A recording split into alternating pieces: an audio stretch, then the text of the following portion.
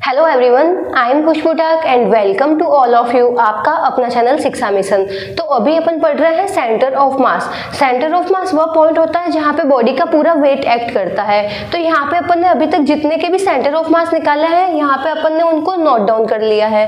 तो अगर अपन को एक एल लेंथ की रॉड गिवन होती है तो उसका सेंटर ऑफ मास लाई होता है L/2 पे, मतलब उसका सेंटर ऑफ मास अपन को कहाँ मिलता है, L/2 पे मिलता है। अगर अपन के पास में एक सेमी सर्कुलर वायर है, अब ये सेमी सर्कुलर वायर कैसा है, 1D है। अपन ने एक वायर लिया है और वायर को ऐसा सेमी सर्कुलर के शेप में रख दिया है, तो उसका अपन को सेंटर ऑफ मास मिलता है 2r/π पे। अब अगर अपन बात करें सेमी सर्कुलर डिस्क की, तो अपने पास में जो सेमी सर्कुलर डिस्क होगी वो कैसी है, 2D है। तो यहाँ पे अपन 2D है तो इसमें अपन क्या लेते हैं, एरिया मास डेंसिटी। जब अपन 1D की बात करते हैं तो वहां पे अपन लेते हैं लीनियर मास डेंसिटी, और जब अपन 2D की बात करते हैं तो वहां पे अपन लेते हैं सिग्मा। सिग्मा होता है एरिया मास डेंसिटी। तो इसका अपन को सेंटर ऑफ मास मिलता है 4r/3π पे। अगर अपन को एक ट्रायंगुलर लैमिना गिवन है, ट्रायंगुलर लैमिना भी कैसा है, 2D है, तो यहाँ पे भी अपन क्या यूज करेंगे, यहाँ पे अपन यूज करेंगे सिग्मा, और सिग्मा होती है एरिया मास डेंसिटी। तो अपन को इसका y एक्सिस में सेंटर ऑफ मास मिलता है h/3 पे। अगर अपन ने एक हॉलो सेमी स्फीयर ले रखा है, अपन ने एक स्फीयर ले रखा है, वो कैसा है, हॉलो है, अंदर से पूरा खाली है, तो उसका सेंटर ऑफ मास अपन को y एक्सिस में मिलता है r/2 पे। अब हॉलो सेमी स्फीयर है तो ये भी क्या है, एरिया मास डेंसिटी है। ये क्या है, 2D ऑब्जेक्ट है, और 2D ऑब्जेक्ट में अपन लेते हैं एरिया मास डेंसिटी।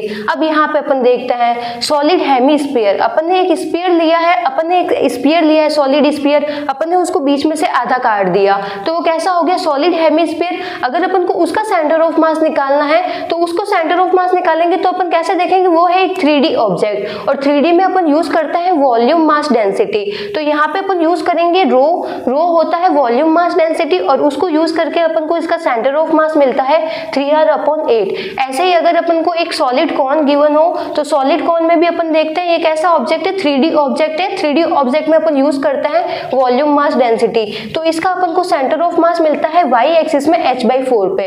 तो जिसको पहले ये नोट डाउन करना है, नोट डाउन कर लो। नेक्स्ट टॉपिक देखते हैं। तो नेक्स्ट टॉपिक है अपने पास में मोशन ऑफ सेंटर ऑफ मास। अगर अपन को एक बॉडी दे रखी है तो उसके पास में जो सेंटर ऑफ मास होगा, वो सेंटर ऑफ मास का मोशन कैसे निकालते हैं, तो देखते हैं। अपने पास में कोई एक बॉडी दे रखी है, अब इसका कंप्लीट मास तो अपन को गिवन है M है। अब अपन को निकालना है कि इसका सेंटर ऑफ मास कहाँ पे लाई होगा। तो अपन क्या करते हैं, अपन कोई भी एक पॉइंट ले लेते हैं, उस पॉइंट को अपन मान लेते हैं ओरिजिन। फिर अपन लेते हैं इस बॉडी में, ये बॉडी बनी है एक कंप्लीट मास से बनी है, तो इसमें छोटे छोटे मास होंगे। तो यहाँ पे अपन ले लिया एक M1 मास है, यहाँ पे एक M2 मास है, यहाँ पे एक M3 मास है, इसमें बहुत सारे मास होंगे। तो अपन क्या करते हैं, कोई छोटे छोटे मास लेते हैं, उस छोटे छोटे मास से अपन देखते हैं इसकी डिस्टेंस कितनी है। तो पहले वाले की देख ली डिस्टेंस r1 है, दूसरे वाले की डिस्टेंस r2 है, तीसरे वाले की डिस्टेंस r3 है। तो अपन छोटे छोटे मास लेते हैं और उनकी अपन ओरिजिन से डिस्टेंस निकाल लेते हैं, फिर उनका सम करते हैं, और फिर अपन करते हैं टोटल मास का सम कितना है। तो अपन को सेंटर ऑफ मास मिलता है r centre of mass is equals to m1 r1 plus m2 r2 plus m3 r3 plus dot dot dot dot. जितने यहाँ पे मास लेंगे उतने अपन यहाँ पे उनसे डिस्टेंस भी ले लेंगे। तो अपन ले लेंगे यहाँ पे mn rn अपॉन, अब अपन क्या करेंगे, ये सारे अगर छोटे छोटे मास है, इन सब छोटे छोटे मास को अपन जोड़ देंगे तो अपन के पास में कंप्लीट मास मिल जाएगा M।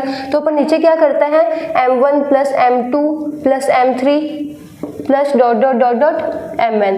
जितने भी अपन ने मास लिया है अपन उनका सबका सम ले लेते हैं। तो सबसे पहले तो अपन क्या करते हैं, किसी एक पॉइंट को रेफरेंस लेते हैं, उसको अपन मानते हैं ओरिजिन। फिर अपन यहाँ पे छोटे छोटे मास लेते हैं, उन छोटे छोटे मास से अपन इसकी डिस्टेंस देख लेते हैं कि ये इनकी डिस्टेंस कितनी है। फिर अपन यहाँ पे वैल्यूज पुट कर देते हैं। r सेंटर ऑफ मास अपन को मिलता है m1 r1 plus m2 r2 plus m3 r3। जितने भी अपन मास ले रहे हैं उन सबका मास और उनकी ओरिजिन से डिस्टेंस ये ले लेते हैं, upon sum of total mass कर लेते हैं। तो अपन को सेंटर ऑफ मास में अपन को ये बॉडी है, इस बॉडी का जो सेंटर ऑफ मास है वो मिल जाएगा कि इसका सेंटर ऑफ मास कहाँ पे लाई होगा, ओरिजिन से कितना दूर यहाँ पे इसका सेंटर ऑफ मास लाई होगा। अगर अपन को ऐसे ही अगर वेलोसिटी निकालनी होती है कि जो सेंटर ऑफ मास अपन को मिला है उसकी वेलोसिटी क्या होगी, तो वेलोसिटी के लिए भी अपन ऐसा ही करते हैं m1 v1 m2 v2 plus m3 v3। जितने भी अपन ने छोटे छोटे मास लिए हैं, अब अपन ने यहाँ पे अपन एक पर्टिकुलर मास की बात कर रहे हैं, तो ये वाला जो मास है इसकी वेलोसिटी कितनी होगी, ये वाला मास है इसकी वेलोसिटी कितनी होगी, ये वाला मास है इसकी वेलोसिटी कितनी होगी। सब अपन ने जो छोटे छोटे मास लिए हैं उनकी अपन पर्टिकुलर वेलोसिटी को लेते हैं और उनको ऐड कर देते हैं।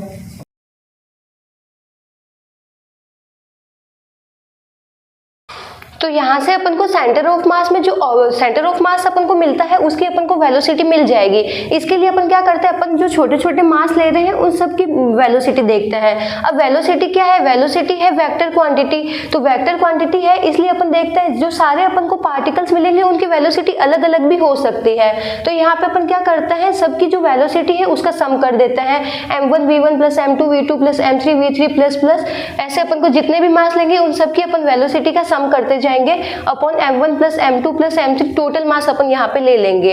अगर अपन को ऐसे ही अगर अपन के पास में जो सेंटर ऑफ मास मिलता है अगर अपन को उसका पर्टिकुलर एक्सेलरेशन निकालना है, जैसे यहाँ पे अपने पास में एक बॉडी है उसका अपन मान लेते हैं सेंटर ऑफ मास मेरे को मिलता है यहाँ पे। तो यहाँ पे मेरे को जो सेंटर ऑफ मास मिला है इसकी अपन को एक्सेलरेशन निकालना है कि इसका एक्सेलरेशन कितना है। तो अपन क्या करेंगे, इसके लिए भी अपन सेम करेंगे। अपन जो छोटे छोटे मास लेंगे उसमें अपन सबका एक्सेलरेशन देख लेंगे और सबका एक्सेलरेशन अपन जोड़ लेंगे। तो अपन के पास में जो सेंटर ऑफ मास है उसका अपन को एक्सेलरेशन मिल जाएगा।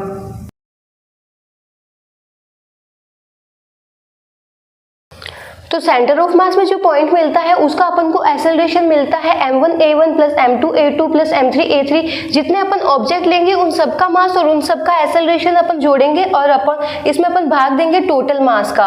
अब यहाँ पे अपन देखेंगे जो वेलोसिटी है, वेलोसिटी भी है एक वेक्टर क्वांटिटी और एक्सेलरेशन है, एक्सेलरेशन भी है एक वेक्टर क्वांटिटी। तो जब अपन इनका सम करेंगे तो डायरेक्शन का ध्यान रखेंगे।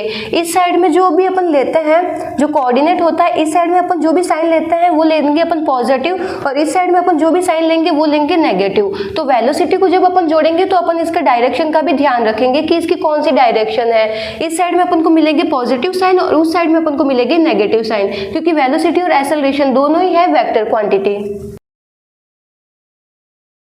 तो एक बार ये इतना नोट कर लो, फिर अपन देखते हैं इस पे बेस्ड क्वेश्चन। तो क्वेश्चन देखते हैं, अपने पास में एक ऑब्जेक्ट है उसका अपन को मास गिवन है 1 kg। अब वो हॉरिजॉन्टल से 37 डिग्री का एंगल बना रहा है और 10 मीटर पर सेकंड की वेलोसिटी से जा रहा है। अब एक दूसरा ऑब्जेक्ट है उसका भी मास अपन को गिवन है 1 kg। अब वो भी हॉरिजॉन्टल से 37 डिग्री का एंगल बना रहा है और इस डायरेक्शन में 20 मीटर पर सेकंड की वेलोसिटी से जा रहा है। तो अब अपन को निकालना है कि इसका जो सेंटर ऑफ मास है, सेंटर ऑफ मास की वेलोसिटी क्या होगी। तो पहले अपन देखते हैं 1 kg वाले ऑब्जेक्ट को। ये क्या कर रहा है, हॉरिजॉन्टल से 37 डिग्री का एंगल बना के 10 मीटर पर सेकंड की वेलोसिटी से जा रहा है। तो वेलोसिटी क्या होती है, वेलोसिटी होती है वेक्टर क्वांटिटी। तो अपन क्या करते हैं, इसका अपन कंपोनेंट ले लेते हैं, इसका अपन हॉरिजॉन्टल कंपोनेंट लेते हैं और एक बार वर्टिकल कंपोनेंट लेते हैं। तो यहाँ पे अपन को क्या मिल जाएगी, वेलोसिटी इन एक्स डायरेक्शन, और जब अपन इसका ये वाला कंपोनेंट लेंगे तो अपन को मिल जाएगी वेलोसिटी इन वाई डायरेक्शन। अब यहाँ पे देखते हैं तो अपन को यहाँ पे x डायरेक्शन में अपन को इसकी वेलोसिटी कितनी मिलेगी, tan cos 37, और y डायरेक्शन में इसकी वेलोसिटी अपन को मिलेगी tan sin 37। तो 37 एंगल क्या होता है, 37 डिग्री का एंगल ऐसा होता है 37। अगर यहाँ पे 37 है तो यहाँ पे अपन सामने लेंगे 3 और ये होगा 4, तो इसका हाइपोटेनस हो जाएगा 5। तो यहाँ से अपन sin 37 और cos 37 की वैल्यू लिख लेते हैं। तो यहाँ पे अपन ने 1 kg जो ऑब्जेक्ट है उसकी अपन को वेलोसिटी गिवन है 10 मीटर पर सेकंड। तो अपन ने उसके कंपोनेंट ले लिए। एक बार अपन ने ले लिया इसका हॉरिजॉन्टल कंपोनेंट, तो अपन को हॉरिजॉन्टल डायरेक्शन में इसकी वेलोसिटी मिल गई vx। अब vx की वैल्यू क्या होगी, ये होता है tan cos 37, cos 37 की वैल्यू होती है 4/5। तो 10 इंटू 4/5 करने पर अपन को x डायरेक्शन में इसकी वेलोसिटी मिलती है 8 मीटर पर सेकंड। ऐसे ही अपन निकाल लेंगे y डायरेक्शन में, तो y डायरेक्शन में होगा tan sin 37, sin 37 की वैल्यू होती है 3/5। तो अपन को y डायरेक्शन में ये ऑब्जेक्ट है इसकी वेलोसिटी अपन को मिल गई 6 मीटर पर सेकंड। अब ऐसे ही अपन सेम जो 1 kg वाला ऑब्जेक्ट है इसकी अपन वेलोसिटी निकाल लेंगे। एक बार अपन लेंगे इसका हॉरिजॉन्टल कंपोनेंट, तो वो अपन को मिलेगा 20 cos 37, और एक बार लेंगे अपन वर्टिकल कंपोनेंट तो वो अपन को मिलेगा डाउनवर्ड डायरेक्शन में, और ये मिलेगा अपन को 20 sin 37। तो अपन इसकी वैल्यू उतारते हैं।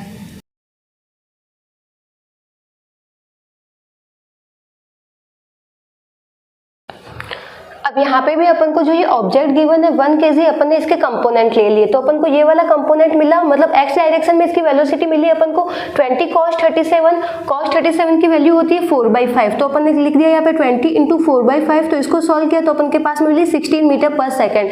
अब जो ये 1 kg वाला ऑब्जेक्ट है उसकी एक्स डायरेक्शन में अपन को वेलोसिटी मिलती है 16 मीटर पर सेकेंड। फिर अपन लेते हैं इसका वाई डायरेक्शन में, तो वाई डायरेक्शन में इसका कंपोनेंट अपन को मिलता है 20 sin 37। sin 37 की वैल्यू होती है 3/5, तो 20 × 3/5, इसको सॉल्व किया तो अपन को मिला यहाँ पे 12 मीटर पर सेकेंड। तो जो ऑब्जेक्ट है उसकी वाई डायरेक्शन में अपन को वेलोसिटी मिलती है 12 मीटर पर सेकेंड। अब यहाँ पे अपन एक्स डायरेक्शन में वेलोसिटी का सम कर लेंगे और एक बार कर लेंगे वाई डायरेक्शन में वेलोसिटी का सम।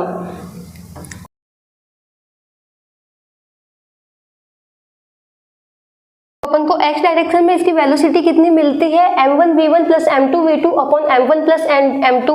m1 अपन मान लेते हैं इसको और m2 अपन मान लेते हैं इसको, तो यहाँ पे m1 की वैल्यू अपन को कितनी गिवन है 1। अब इसकी एक्स डायरेक्शन में वेलोसिटी अपन को कितनी मिलती है 8।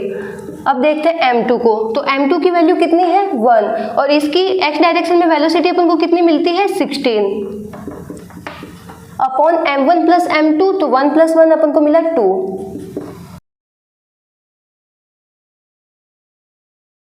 तो एक्स डायरेक्शन में अपन को इसकी वेलोसिटी मिली 12 मीटर पर सेकेंड। अब ऐसे ही अपन निकाल लेंगे वाई डायरेक्शन में इसकी वेलोसिटी कितनी मिलती है, तो वाई डायरेक्शन के लिए भी अपन यही फॉर्मूला लिखेंगे m1 v1 plus m2 v2 upon m1 plus m2।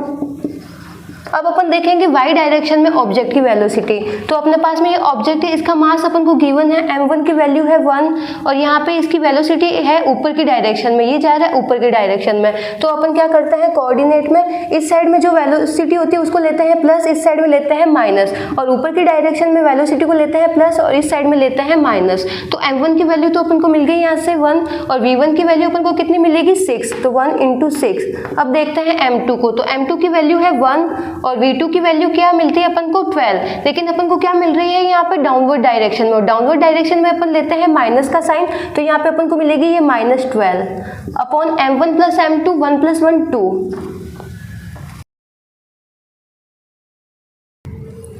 तो y डायरेक्शन में अपन को इसकी वेलोसिटी मिलती है -3 मीटर पर सेकेंड। अब यहाँ पे माइनस का साइन है, तो माइनस का साइन कहाँ आता है डाउनवर्ड डायरेक्शन में, मतलब जो ये वेलोसिटी है वेलोसिटी अपन को मिलती है डाउनवर्ड डायरेक्शन में। vx की वैल्यू अपन को मिली है 12 मीटर पर सेकेंड और vy की वैल्यू अपन को मिली है -3 मीटर पर सेकेंड। तो ड्रॉ करते हैं, यहाँ पे vx मिला अपन को 12 मीटर पर सेकेंड, ये मिला अपन को इस डायरेक्शन में, और vy की वैल्यू अपन को मिलती है -3 मीटर पर सेकेंड। माइनस का साइन अपन को बता रहा है कि वेलोसिटी अपन को मिल रही है डाउनवर्ड डायरेक्शन में, तो ये अपन को मिलती है vy 3 मीटर पर सेकेंड। अब वेलोसिटी है वेक्टर क्वांटिटी और वेक्टर क्वांटिटी को अपन जोड़ते हैं तो अपन इसको इसका सम अपन को मिलेगा, यहाँ पे अपन को मिलेगी इसकी वेलोसिटी, तो इसकी अपन को वेलोसिटी क्या मिलेगी v = √vx का स्क्वायर प्लस vy का स्क्वायर। तो सॉल्व करते हैं इसको।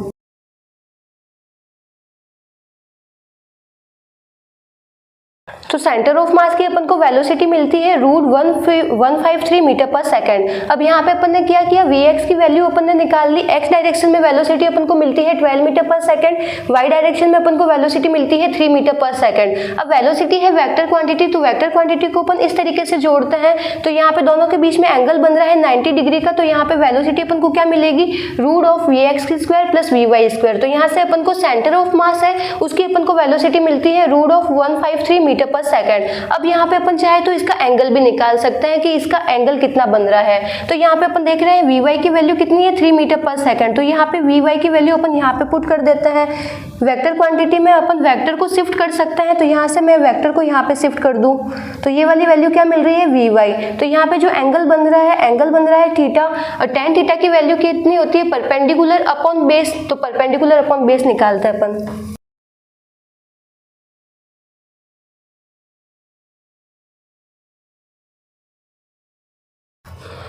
तो यहाँ पे अपन ने क्या किया, vy वेक्टर था, vy वेक्टर को अपन ने यहाँ पे शिफ्ट कर दिया, तो यहाँ पे एंगल बनता है थीटा, tan थीटा की वैल्यू होती है परपेंडिकुलर अपॉन बेस, तो परपेंडिकुलर कितना है vy है और vy की वैल्यू अपन को कितनी मिलती है 3, बेस कितना है vx और vx की वैल्यू अपन को कितनी मिलती है 12, तो इसको अपन काटेंगे तो अपन को मिलेगा 1/4, तो यहाँ से अपन को थीटा मिल जाएगा tan इनवर्स 1/4, मतलब जो अपने पास में सेंटर ऑफ मास की जो वेलोसिटी मिल रही है उसका मैग्नीट्यूड तो अपन को मिल रहा है √153 मीटर पर सेकेंड, और उसका जो एंगल बन रहा है एंगल बन रहा है उसका वो एंगल बन रहा है tan इनवर्स 1/4। तो जिसको नोट डाउन करना है नोट डाउन कर लो, बाकी इसी टाइप के क्वेश्चन अपन करेंगे नेक्स्ट लेक्चर में।